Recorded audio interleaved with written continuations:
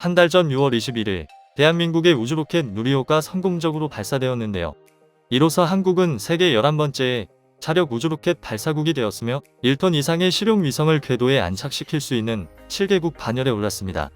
이는 우주 공간에서 실용적인 목적으로 사용될 수 있는 탑재체를 발사할 수 있는 능력과 직결되며 이 점에서 한국의 우주개발 기술력이 국제적인 수준에 도달했음을 입증하는 의미를 갖습니다.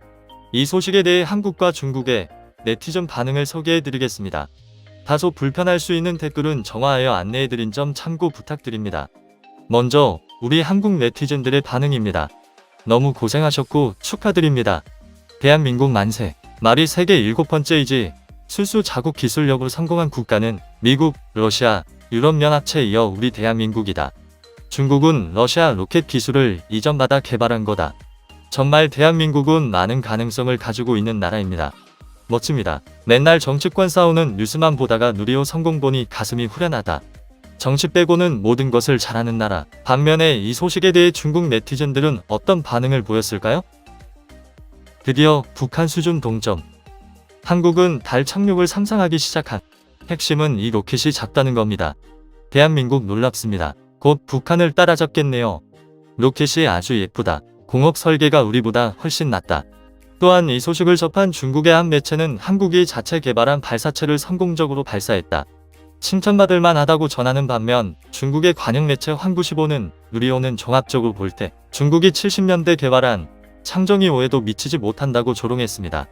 이 조롱에 대해 한국 네티즌들은 이렇게 반응했는데요. 지금도 우리 반도체 기술 빼가려고 호시탐탐 노리고 기술자들 빼가는 것들이 자랑질이야. 그런다고 니들처럼 도둑질해서 만들진 않아. 너나 잘하세요. 중국의 인권, 한국 70년대 수준이면서 너네들은 갈 길이 멀다. 중국아, 너희들 덕에 지구가 힘들다. 우주 가서 살아라. 한국의 자체적인 기술로 누리호의 성공적인 발사가 한 달이 지난 후 7월 24일 중국은 2011년부터 시작된 텐공 우주정거장 건설 프로젝트에 대한 소식을 알렸는데요. 이 우주정거장에 여러가지 모듈이 탑재되고 있는 가운데 이번에는 원텐이라는 실험실 모듈을 발사하여 도킹까지 성공했다는 소식입니다. 이 모듈은 첫 번째 실험실로 과학실험실, 수면실, 화장실, 주방 등 6인이 생활할 수 있다고 합니다.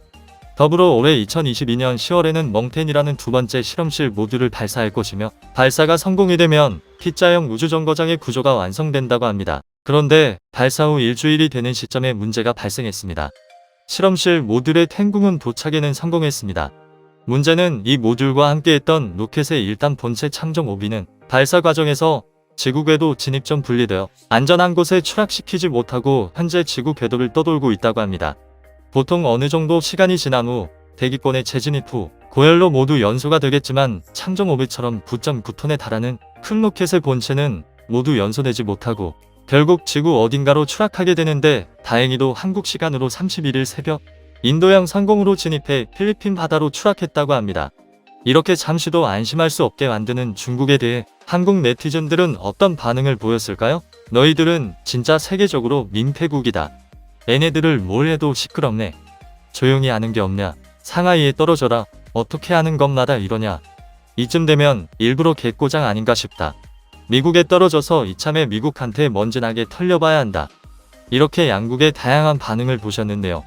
칭찬과 비난이 오고 가지만 한편으로는 한국도 중국만큼의 제대로 된 지원력을 바탕으로 누리호의 성과 그 이상으로 발전되는 우주강국이 되기를 기대해봅니다.